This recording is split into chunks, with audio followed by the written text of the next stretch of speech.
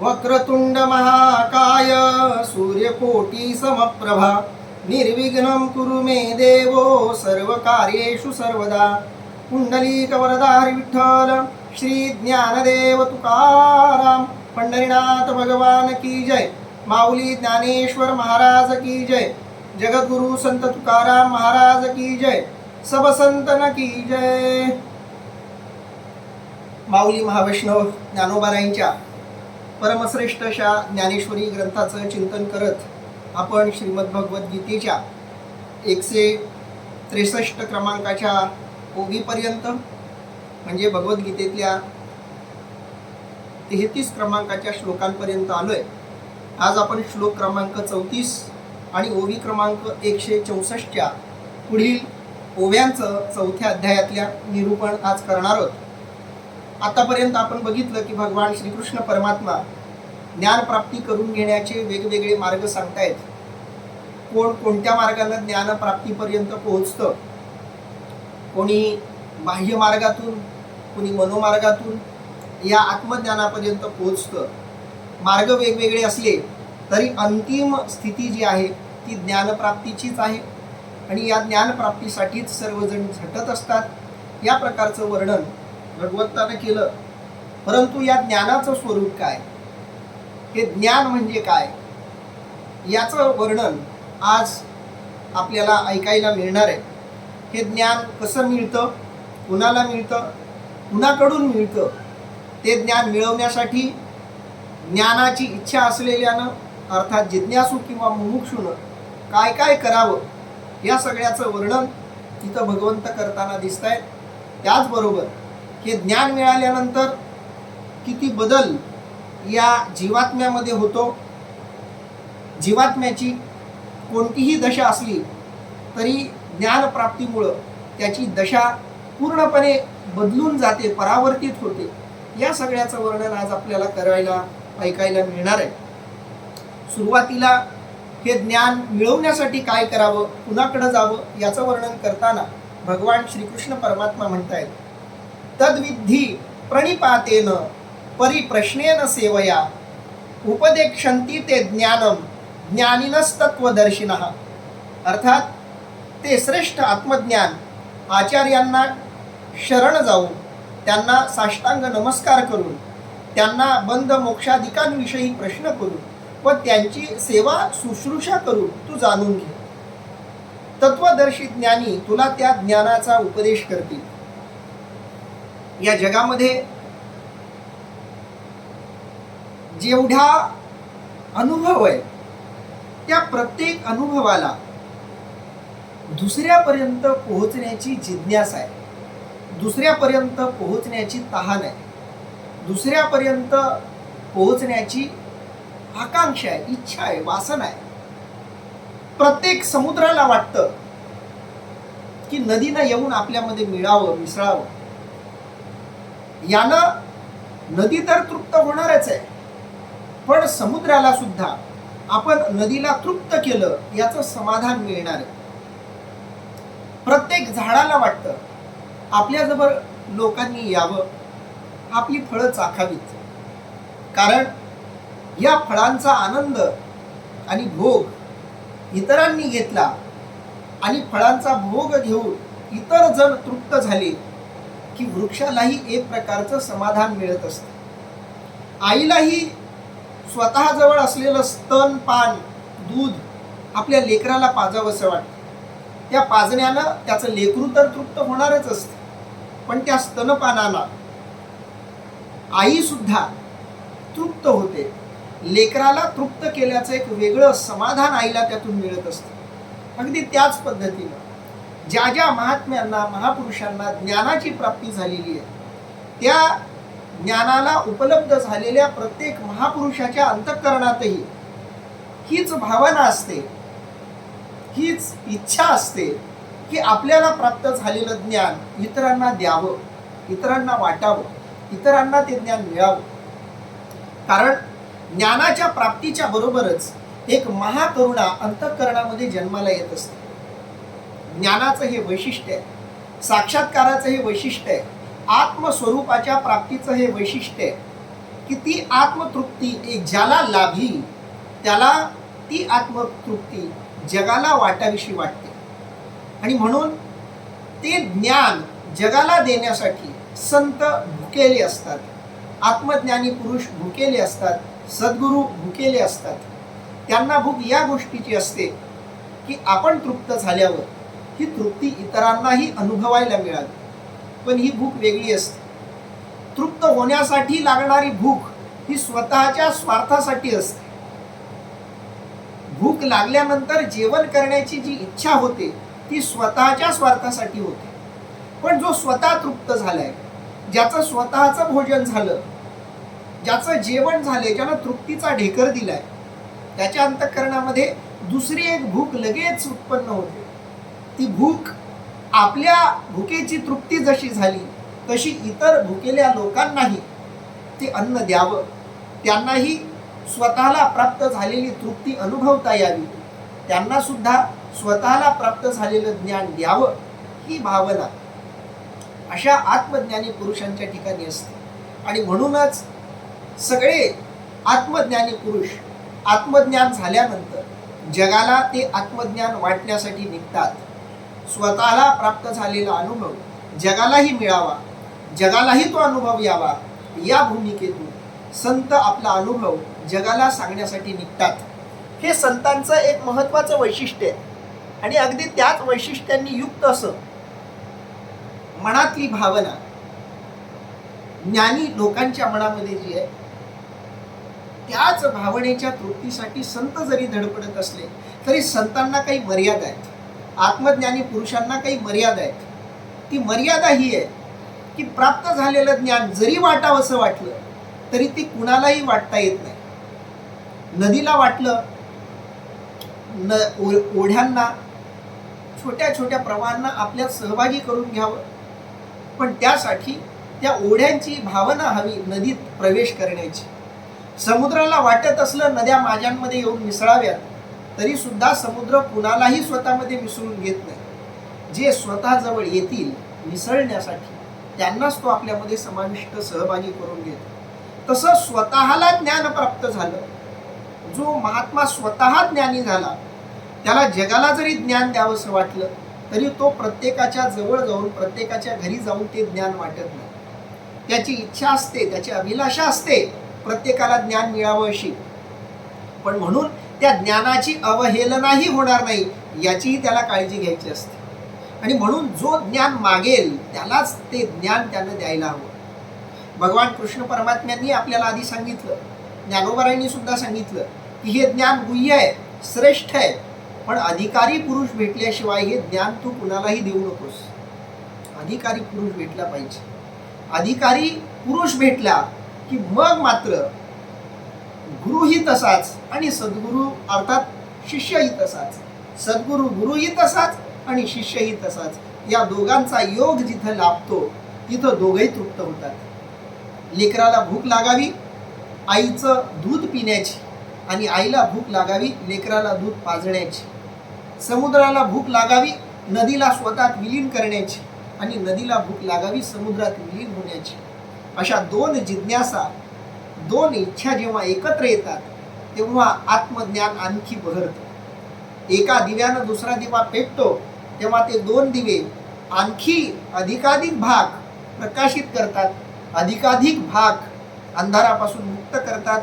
अगदी त्या पद्धतीनं जसा ज्ञानी पुरुष ज्ञानाची अभिलाषा असलेल्या मुमुक्षु जिज्ञासू व्यक्तींच्या शोधात असतो, अगदी तसाच जिज्ञासू मुमुक्षु व्यक्तीनं सुद्धा अशा साधू संतांच्या ज्ञानी पुरुषांच्या सहवासात येण्याची नेहमी इच्छा ठेवली पाहिजे. केवळ इच्छाच ठेवून चालणार नाही, तर ती इच्छा पूर्ण होण्याच्या दृष्टीनं त्यानंही काही प्रयत्न करायला हवेत. ते प्रयत्न कसे करावेत या सगळ्याचं वर्णन या श्लोकामध्ये भगवंत करतायत. या श्लोकाचं निरूपण माऊली काय करतायत ते आता आपण बघूयात. माऊली म्हणतायत, ते ज्ञान पैगा बरवे जरी मनी हाती आणावे तरी संता या भजावे सर्वस्वीसी. अर्थात असे जे सर्वोत्कृष्ट ज्ञान जे आपणास प्राप्त व्हावे असे वाटत असेल तर ब्रह्मज्ञान संपन्न असे जे संत त्यांची सर्व भावे सेवा करावी. अर्थात ज्ञान देण्याची इच्छा संतांमध्ये आहे, ज्ञान देण्याची इच्छा ज्ञानी पुरुषामध्ये आहे, परंतु ते ज्ञान मिळवण्याची इच्छा निर्माण झाली पाहिजे. ते ज्ञान पैगा बरवे, ते ज्ञान सर्वोत्कृष्ट आहे. त्या ज्ञाना इतकं श्रेष्ठ असं जगामध्ये काहीच नाही. ते ज्ञान कसं आहे याचं वर्णन माऊलींनी केलं.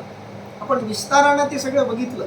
एवढं श्रेष्ठ असलेलं ज्ञान, ज्या ज्ञानापेक्षा आध्यात्मिक जगतात, भौतिक जगतात सुद्धा दुसरं काहीही श्रेष्ठ नाही.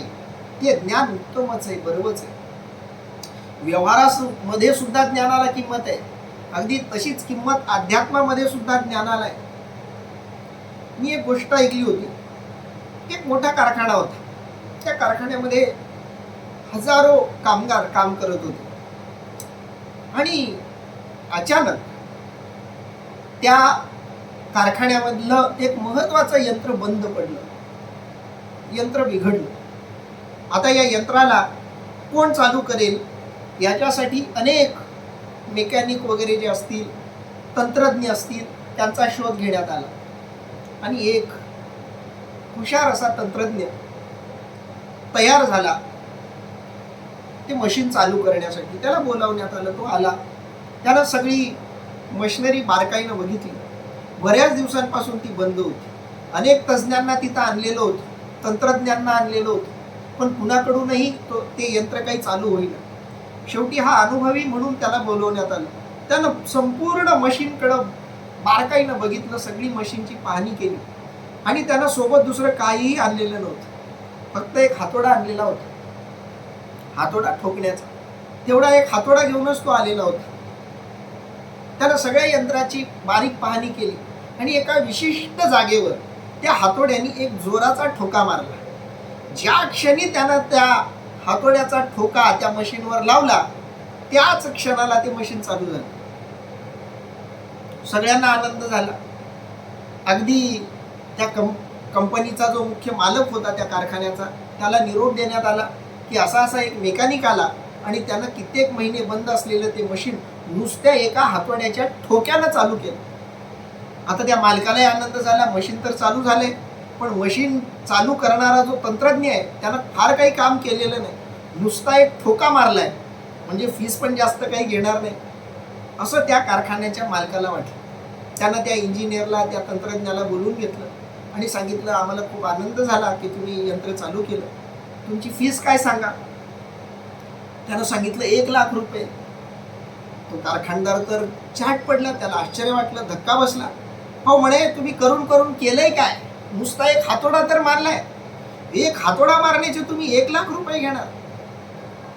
त्यांनी सांगितलं, हातोडा मारण्याचे मी तसा 1च रुपया घेतो. तुम्हाला कुठं दुसरा हातोडा मारून घ्यायचा असेल तर सांगा. एक हातोडा मारायचा मी 1 रुपयाच घेतो.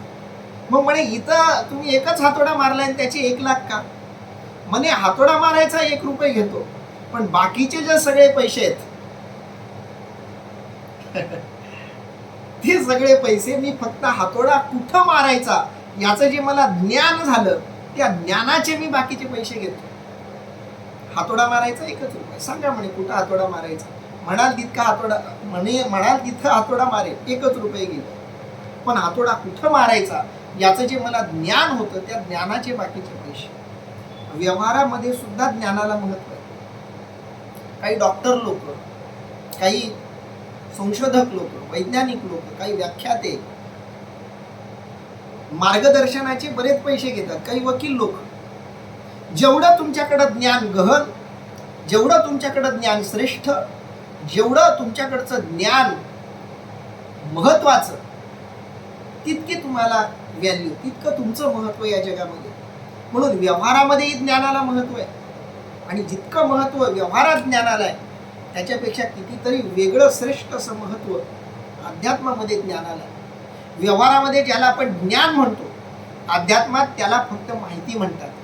अध्यात्मातलं ज्ञान माहितीच्या प्रचंड पलीकडचं असतं, खूप वेगळ्या जागचं असतं. व्यवहारातल्या माहितीची ज्ञानाशी तुलनाच होऊ शकत नाही. अशा श्रेष्ठ दर्जाचं हे आध्यात्मिक ज्ञान असतं. ज्ञान म्हणजे मीच परमात्मा आहे, मीच ब्रह्म आहे, या गोष्टीची अनुभूती, या गोष्टीचं साक्षात दर्शन म्हणजे ज्ञान. याला आत्मज्ञान असं सुद्धा म्हटलं जातं. म्हणून हे आत्मज्ञान श्रेष्ठ आहे. म्हणून माऊली सांगतायत ते आत्मज्ञान बरव आहे. ते ज्ञान पैगा बरवे जरी मनी आठी आला. हे ज्ञान मिळवण्याची इच्छा जर आत आली, कारण ही इच्छा सुद्धा अनेकांच्या मनात येत नाही. ज्ञान मिळवण्याची लालसा निर्माण होण्यासाठी सुद्धा भाग्य लागतं. ज्ञान प्राप्तीची लालसा निर्माण होण्यासाठी पुण्य लागतं. आणि म्हणून जरी मनी आठी आणावे असं सर्वश्रेष्ठ ज्ञान निर्माण करण्याची मिळवण्याची इच्छा जर आली तरी संताया भजावे सर्वस्वीसी. ते ज्ञान दुसरं कुठेही मिळणार नाही. ते ज्ञान संतांजवळच मिळेल. तरी संताया भजावे सर्वस्वीसी. मग संत कोण? संतांची सोपी साधी सरळ व्याख्या, जे देवरूप झाले, जे ब्रह्मरूप झाले, जे परमात्म रूप झाले, पण परमात्म रूप होऊन देवरूप होऊन सुद्धा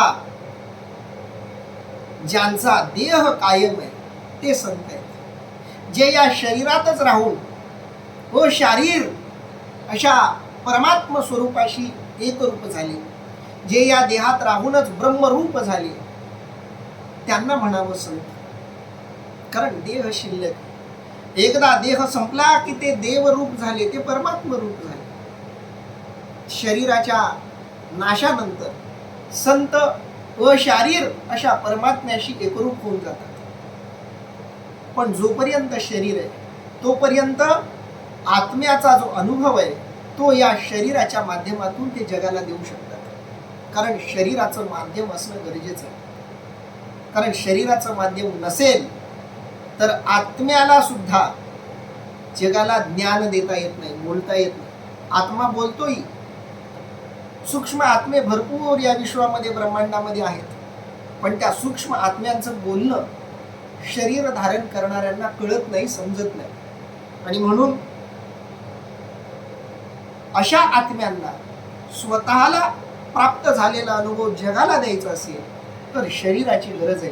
कारण शरीर आहे म्हणजे वाचा आहे, वाचा आहे म्हणजे बोलण्याचं सामर्थ्य आहे, बोलण्याचं सामर्थ्य आहे म्हणजे भाषा आहे, आणि भाषा हे इतरांना त्या आत्मज्ञानाची सूचना देण्याचं माध्यम आहे. आणि म्हणून तरी संताया भजावे सर्वस्वीस.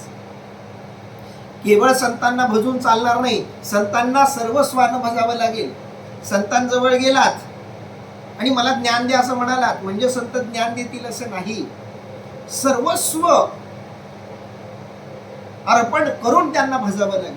ते तुमची परीक्षा बघतील. तुम्हाला खरंच आत्मज्ञान मिळवण्याची इच्छा आहे का ते तपासतील. आणि तुमच्यामध्ये ती आत्मज्ञान तृप्तीची इच्छा हे कळलं की मग ते तुम्हाला ते ज्ञान देतील. का? जे ज्ञानाचा पुरुठा ते तर सेवा हा दारवंटा, तो स्वाधीन करी सुभटा ओळवून. अर्थात जे संत ज्ञानाचे केवळ माहेर घरच असून सेवा धर्म हा तेथील उंबरठा आहे, तर अर्जुना त्यांना शरण जाऊन तू सेवा धर्म रूपी उंबरठा आपल्या स्वाधीन करून घे. माऊलींनी खूप सुंदर काव्यात्मक लालित्य दृष्टांतपूर्ण पद्धतीनं या आशयाचं निरूपण केलेलं आहे. माऊली म्हणतात ते ज्ञानाचा पुरुठा. संत महात्मे हे ज्ञानाचा पुरुठा आहेत. पुरुठा शब्दाचा अर्थ आहे घर. संत म्हणजे ज्ञानाचं घर. ज्ञान जिथं राहतं. खरं तर ज्ञान निर्गुण निराकार आहे. घरामध्ये राहायचं असेल तर त्याला साकार व्हावं लागेल. मग निर्गुण निराकार असलेलं ज्ञान सगुण साकार अशा संतांमध्ये कसं राहील? तर अगदी त्याच पद्धतीनं जसं माठामध्ये पाणी राहतं, पाण्यामध्ये तरंग राहतात, तसं संतांच्या अनुभवामध्ये ज्ञान असतं. आणि आपल्या अनुभवातलं ते ज्ञान, कारण त्या ज्ञानाला प्रकट करण्याची एक जागा संतांच्या रूपानं साधकाला मिळत असते. नाहीतर साधक ज्ञान मिळवणार कुठून? ज्ञान मिळवण्यासाठी काही एक आकारात्मक मार्ग असला पाहिजे, एक सगुण असं माध्यम असलं पाहिजे. ते सगुण असं माध्यम संत उपलब्ध करून देतात. म्हणून संत हे ज्ञानाचं घर आहे. ज्ञान निर्गुण निराकार असलं तरी सगुण साकार अशा संतांमध्ये ते ज्ञान वसत असतं. हे माहेर घर आहे ज्ञानाचं. संत म्हणजे ज्ञानाचं माहेर घर. संत म्हणजे जिथं ज्ञान खेळतं, बागडतं, लहानाचं मोठं होतं, ज्ञान आकाराला येतं, ज्ञान खेळतं, ज्ञानाला जिथं आनंद मिळतो ती जागा म्हणजे संत. कारण एरवी ज्ञान शुष्क आहे. ज्ञानाला आपण ज्ञान असल्याचा आनंद घ्यायचा असेल तर त्या ज्ञानालाही संतांकडे यावं लागतं. ज्ञान शुष्क आहे, जसं ब्रह्म शुष्क आहे तसं ज्ञानही शुष्क आहे. पण ब्रह्म ईश्वर रूप होतं तेव्हा नाचायला लागतं, बागडायला लागतं. त्याचं चैतन्य रूप सगुण रूपातून आविष्कृत व्हायला लागतं. तेव्हा ते ब्रह्मतत्व सुद्धा मनोरंजनाचा, आत्मानंदाचा, सुखाचा विषय बनायला लागतं. अगदी त्याच पद्धतीनं शुष्क असलेलं ज्ञान जेव्हा संतांकडे येतं आणि संत रूपी घरामध्ये ते ज्ञान राहायला लागतं तेव्हा ते ज्ञान आत्मानंदाचा, स्वानंदाचा, मनोरंजनाचा, सुखाचा विषय बनतं.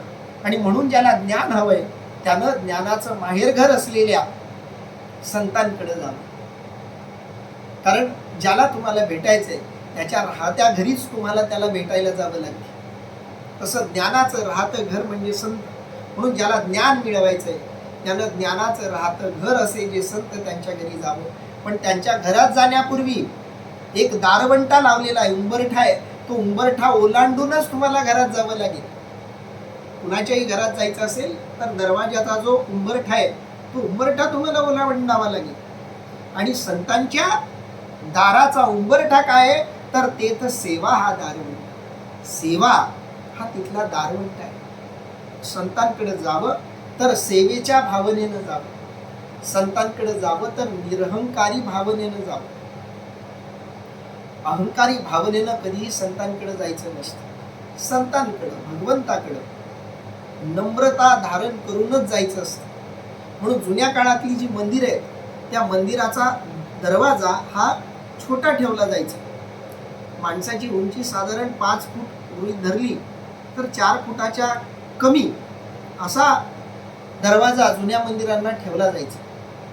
का ठेवला जायचा तर बाकीच्या ठिकाणी तुम्ही वाका न वाका पण मंदिरात जाताना तरी तुम्ही वाकले पाहिजेत. कारण वाकणं हे केवळ शारीरिक नाहीये, वाकणं मनाचं आहे. वाकणं अहंकाराला नष्ट करतं. वाकणं मनात नम्रता जन्माला घालतं. वाकणं मनामध्ये असलेला सेवाभाव जागृत करतं. आणि म्हणून जुन्या मंदिरांचे दरवाजे छोटे असायचे. आता लोकांचा अहंकार वाढला, लोकांना आता वाकायला अवघड जातं. म्हणून नव्या मंदिरांचे दरवाजेही मोठे केले जातात. कारण तिथंही लोकांना वाकावंसं वाटत नाही. पण जुन्या मंदिरांमध्ये हा विचार पाळला गेलेला आहे, हे तत्व पाळलं गेलं, हा नियम पाळला गेला आहे की मंदिराचा दरवाजा माणसाच्या सामान्य उंचीपेक्षा कमी असला पाहिजे. कारण या कमी उंचीमुळे माणूस वाकतो, झुकतो. यातून हे सुचवायचं आहे. माऊली सुद्धा तेच सांगतायत, ते तर सेवा हा दारवंटा. सेवा करण्याची भावना हा संतांच्या घरातला उंबरठा आहे. सेवेच्या भावनेनंच संतांकडे जायचं असतं. संतांकडं ज्ञान देण्याच्या, स्वतःचं शहाणपण सांगण्याच्या, स्वतःची श्रीमंती दाखवण्याच्या भावनेनं कधीही जायचं नाही. मी किती श्रीमंत आहे, मी किती ज्ञानी आहे, माझ्याकडं काय काय आहे हे सांगण्यासाठी संतांकडे जायचं नाही. संतांची सेवा करण्यासाठी संतांकडे जायचं. संतांकडे गेल्यानंतर सगळ्यात आधी संतांची सेवा करायची. का तर सेवा हा संतांच्या घराचा उंबरठा आहे. तो स्वाधीन करी सुभटा वळवुनी. सुभटा म्हणजे अर्जुना, तो जो सेवा रूपी दारवंटा आहे, उंबरठा आहे, तो तू स्वाधीन कर. अर्थात तू सेवा कर. कशी? वळवुनी. तो सेवा रूपी दारवंटा तू सेवा करून मिळव, आत्मगत करून टाक, आत्मसात करून टाक. म्हणून संतांकडे गेला तर संतांची सेवा करावी.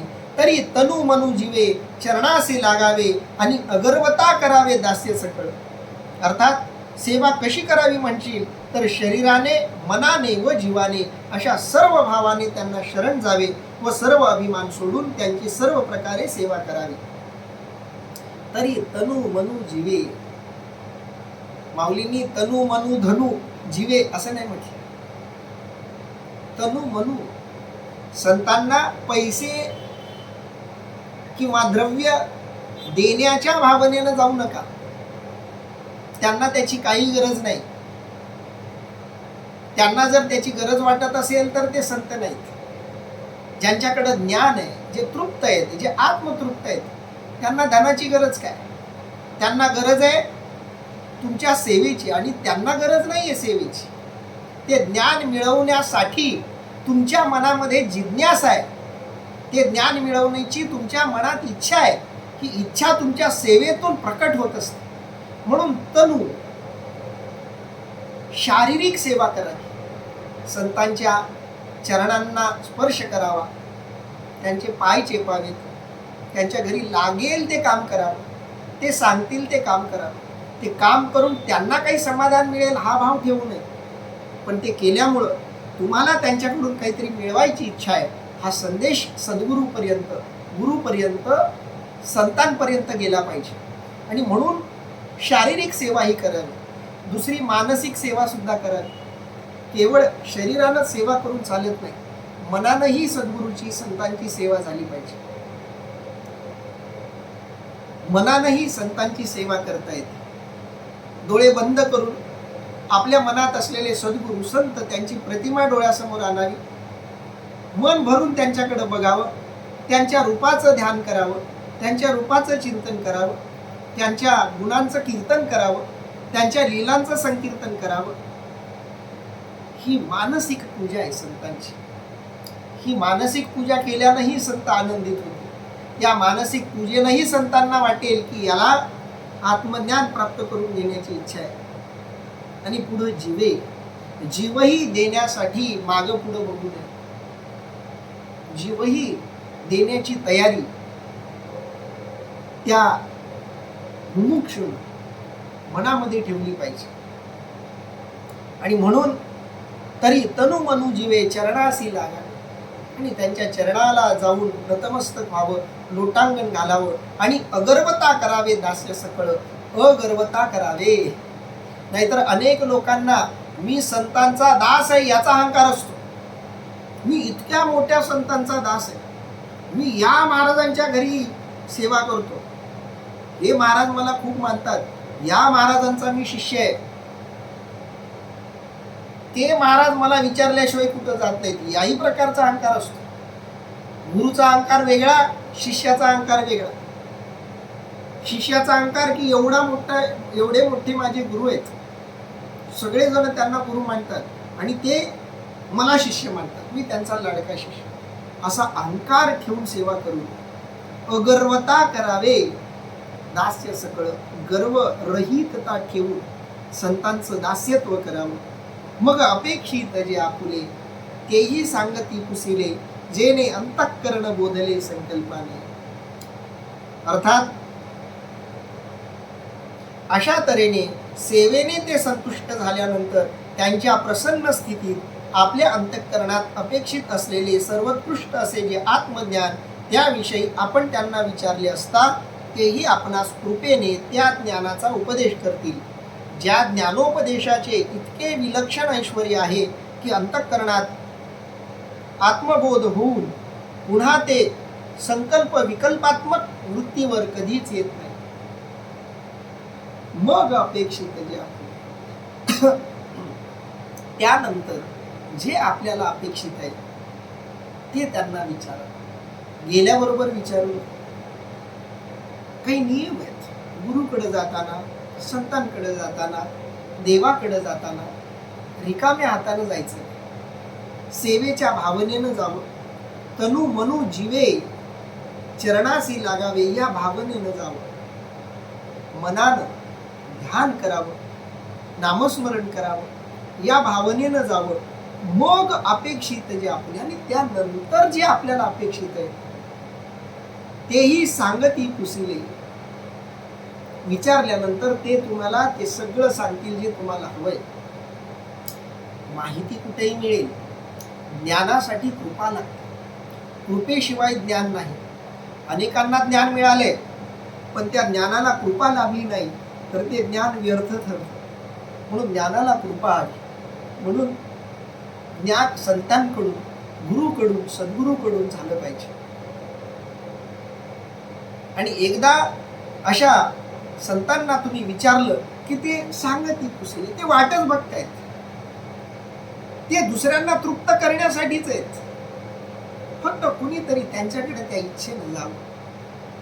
नदीला वाटतं माझ्यातलं पाणी लोकांनी घ्यावं, झाडाला वाटतं माझी फळं लोकांनी खावीत, हवेलाही वाटतं लोकांनी मला आत घेऊन प्राण वायू बनवावा, कारण यासाठीच त्यांना निर्माण करण्यात आले.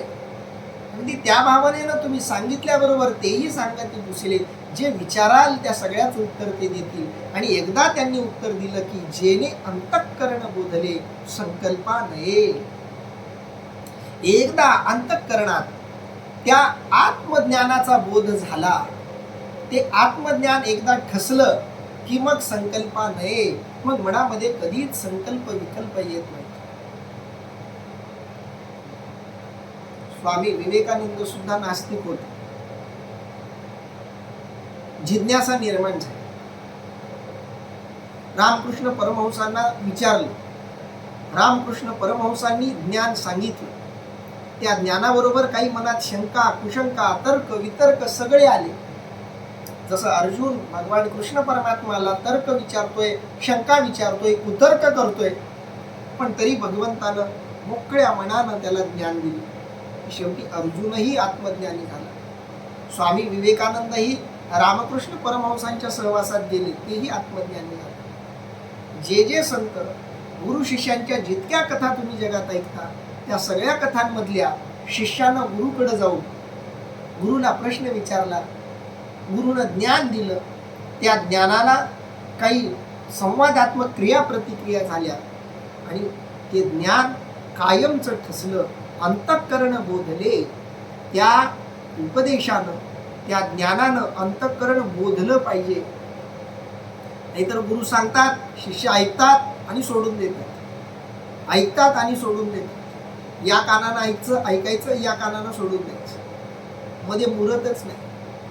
संतांनी दिलेलं ज्ञान, गुरुनं दिलेलं ज्ञान अंतःकरणात बोधलं पाहिजे, अंतःकरणात मुरलं पाहिजे. कारण एकदा ते मुरलं की मग मात्र संकल्पा नाही, मग कोणत्याही प्रकारची संकल्प विकल्पात्मक बुद्धी या जीवात्म्याच्या ठिकाणी निर्माण होत नाही.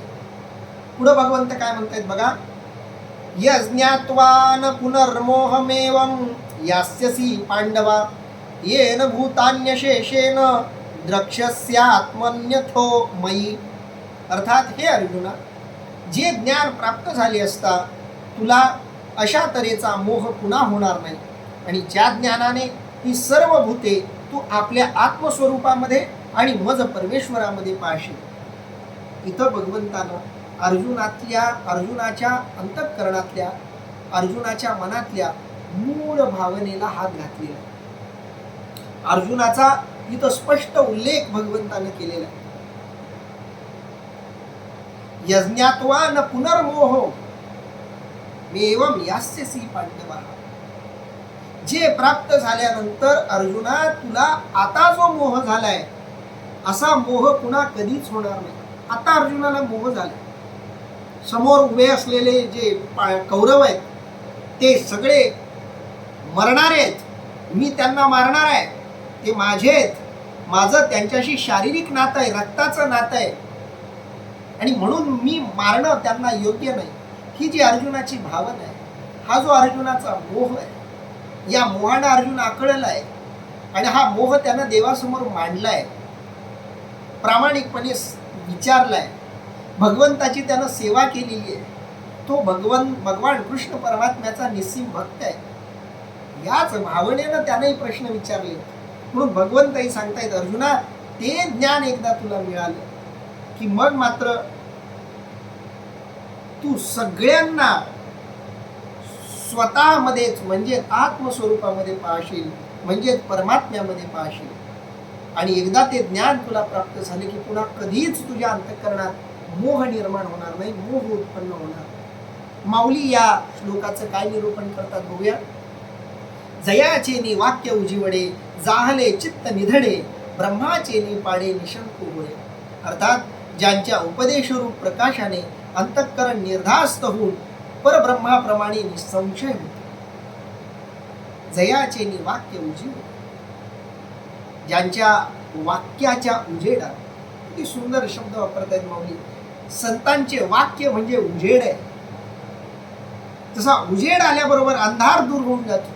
अगदी त्याच पद्धतीने संतांची वाक्य कानात पडली की झाले चित्त निधडे.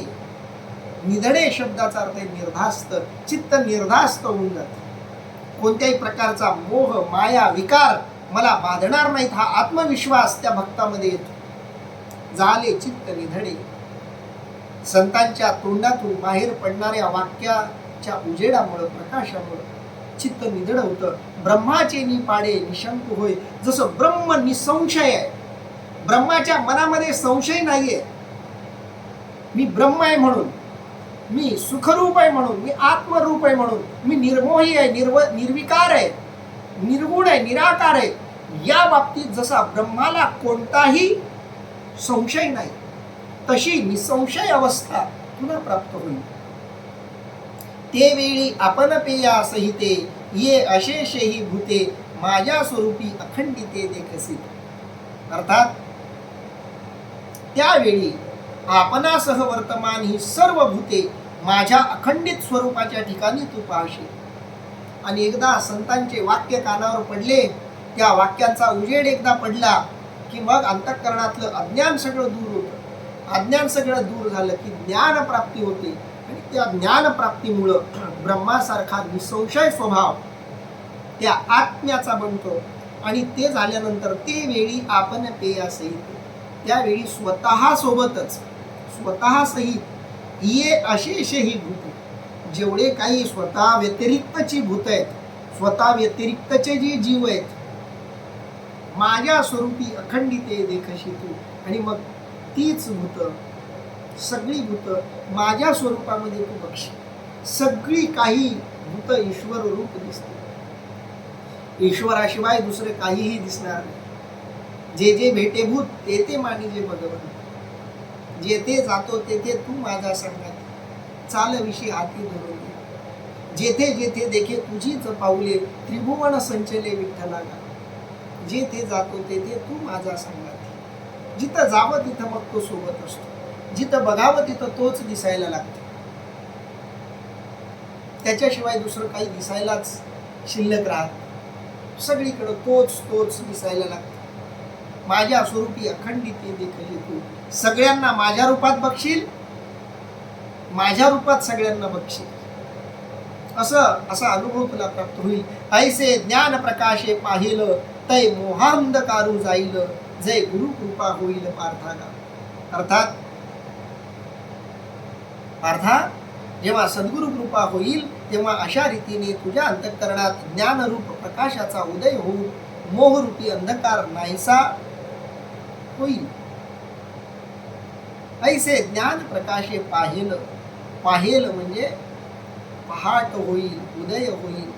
या पद्धतीनं ज्ञानाच्या प्रकाशाचा उदय होईल. ज्ञानाचा प्रकाश तुझ्यामध्ये जागृत होईल आणि या प्रकाशानं अज्ञान जळून जाईल. तय मोहांधकारू जाईल, मोहरूपी अंधकार निघून जाईल. जय गुरुकृपा होईल पार्थागा. पार्था, अर्जुना, एकदा का गुरुकृपा झाली की मग ज्ञान मिळतं. ज्ञानानं अज्ञान जळतं, अज्ञानानं मोहांधकार दूर होऊन जातो. पुढे भगवंत म्हणतायत, अपि चेदसी पापेभ्य सर्वेभ्य पापकृतम सर्वज्ञान प्लवेनैव रुजिनं संतरिष्यसि. अर्थात जरी कदाचित तू सर्व पापी लोकांपेक्षा अधिक पाप करणाराही असलास तरी तू या ज्ञानरूप नौकेनेच सर्व पापरूप समुद्र अनायासे तरून जाशील. खूप महत्वाचं सूत्र आणि तत्व इथं भगवंत सांगतायत. अध्यात्मामध्ये भूतकाळ नसतो. अध्यात्मामध्ये भूतकाळाला जाळण्याची ताकद असते. मग तो भूतकाळ केवळ एक लीला, एक उदाहरण, एक दृष्टांत बनून राहते. जेव्हा वाल्याकोळी झाला, महर्षी वाल्मिक झाला वाल्याकोळीचा नारदांच्या सहवासामुळे, किती पाप केलेली होती. एक माणूस मारला की एक अंगठा तो रांजणात टाकायचा म्हणतो. एक माणूस मारला की एक अंगठा रांजणात टाकायचा. असे 7 रांजणं त्यानं भरली होती. आळंदी पंढरपूरच्या वाटेमध्ये वाल्ले दुल्ले नावाचं एक गाव आहे. तिथं माऊलींचा पालखीचा मुक्काम असतो. दुपारपर्यंत काहीतरी पालखी तिथं स्थिरावते, बराच वेळ थांबते. तर काही जण तिथं जाऊन, ते वाल्या कोळ्याचं गाव आहे वाल्ले दुल्ले, तर तिथं त्या डोंगराळ जागी अजूनही ती रांजणं आहेत. तर एक ती रांजणं त्या काळात आपल्या घरातली रांजणं नाही, मोठी रांजण, असे 7 रांजणं भरतील एवढे अंगठे त्याच्या त्या रांजणामध्ये होते. म्हणजे किती माणसं मारली असतील त्यानं. एवढी माणसं मारूनही वाल्या कोळ्याला नारद मुनी मिळाले, उपरती झाली. सगळ्यांना कथा माहिती, विस्तारानं सांगत नाही. पण ते ज्ञान प्राप्त झाल्यावर वाल्या कोळ्याचा महर्षी वाल्मिकी झाला. आणि एकदा महर्षी वाल्मिकत्व प्राप्त झाल्यावर वाल्या कोळी हा भूतकाळ महर्षी वाल्मिकांना उरला नाही. तो भूतकाळ आपण सांगतो जगाला, तो याकरता उदाहरण. एकदा ज्ञान प्राप्त झालं की पुन्हा अज्ञान शिल्लक राहत नाही, भूतकाळ शिल्लक राहत नाही. भूतकाळ व्यवहारातला संपत नाही, पण अध्यात्मातला, परमार्थातला भूतकाळ मात्र नष्ट करता येतो. साधना केली, आत्मज्ञान प्राप्ती झाली की मग कितीही पाप असू द्या, पापांचा भूतकाळ आपोआप संपतो. जरी कल्मशाचा आगरू तू भ्रांतीचा सागरू, व्यामोहाचा डोंगरू होऊन अससे. अर्थात तू जरी पातकांचे आगर, भ्रांतीचा सागर अथवा मोहाचा डोंगर असलास, जरी कल्मशाचा आगरू, कल्मश शब्दाचा अर्थ आहे पातक, आगर म्हणजे सागर. तू कल्मशांचा, पापाचा आगर जरी असलास,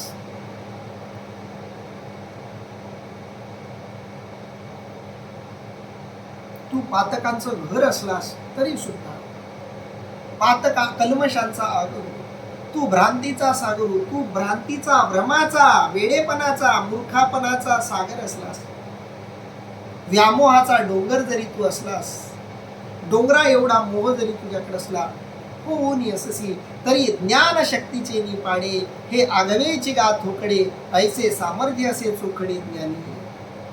अर्थात तरी ज्ञानशक्तीच्या तुलनेच्या मानाने हे सर्व अगदी हलके आहेत, असे या ज्ञानाच्या अंगी उत्तम सामर्थ्य.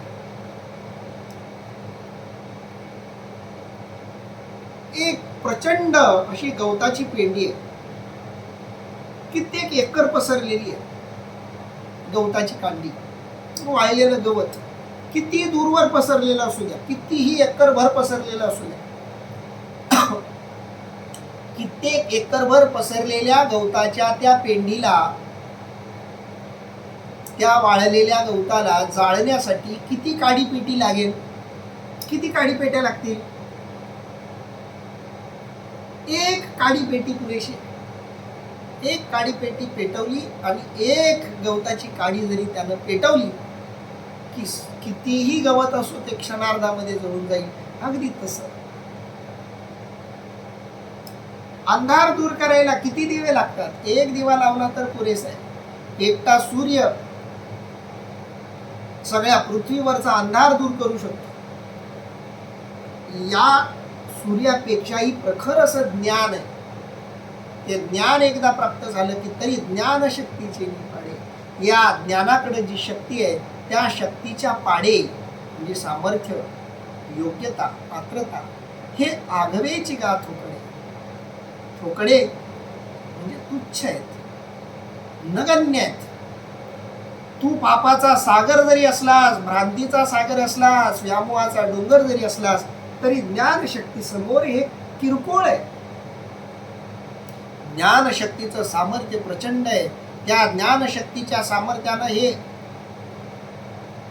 क्षणार्धात संपून जाईल. तुझी पाप संपतील, तुझी भ्रांती संपेल, तुझा मोह संपून जाईल. ऐसे सामर्थ्य असे चोखडे ज्ञानी ये, असं श्रेष्ठ असं सामर्थ्य या ज्ञानामध्ये आहे. देखे विश्व भ्रमा ऐसा जो अमूर्ताचा कडबसा तो जयाची प्रकाशा पुरेची. अर्थात अरे असे पहा की जो विश्वाभास रूप ब्रह्मा एवढा अमूर्त परमात्म्याच्या कडवसाही ज्याच्या प्रकाशापुढे टिकत नाही. देखे विश्व भ्रमा ऐसा, सगळं जग भ्रमरूप झालेलं आहे असं समजा. किंवा जेवढं जग मोठं आहे, जेवढं विश्व मोठं आहे, तेवढा मोठा भ्रम झालेला आहे. भ्रमाचा आकार समजा एवढा मोठा आहे. जो अमूर्ताचा कडवसा म्हणजे निराकाराची पडछाया, एवढं प्रचंड जरी अज्ञान असलं, जो विश्वाभासरूप ब्रह्मा एवढा अमूर्त परमात्म्याचा कडवसाही या विश्वा एवढं जरी भ्रम असलं तरी अमूर्ताचा नुसता कडवसा जरी मिळाला, अमूर्त अशा त्या निराकार तत्वाचा नुसता कवडसा, कवडसा म्हणजे पडछाया, नुसती छाया जरी पडली, तो जयाची या प्रकाशा पुरेची. नुसता कडवसा जरी पडला तरी ज्याच्या प्रकाशापुढं प्रचंड मोठा असा भ्रम सुद्धा क्षणामध्ये नष्ट होऊन जातो. कारण भ्रम खूप नाजूक गोष्ट आहे, खूप सामान्य गोष्ट आहे.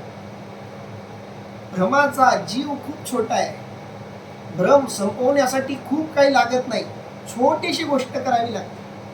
पण ती गोष्ट सोडून काहीही करा, तुमचा भ्रम दूर होणार नाही. भ्रम दूर करण्यासाठी एकच मार्ग आहे, ज्ञान. ज्ञान छोटस जरी मिळालं, ज्ञानाचा नुसता कवडसा जरी मिळाला तरी मोठ्यातलं मोठं विश्वाच्या आकारा एवढं भ्रम सहज नष्ट होऊन जाईल. तया काय असे हे मनोमळू, हे बोलताची अति किडाळू, नाही येणे पाडे ढिसाळू दुजे जगी. अर्थात त्या ज्ञानापुढे या मनातील कल्मशांची काय कथा. खरोखर हे बोललेच मोठे वेडेपणाचे आहे.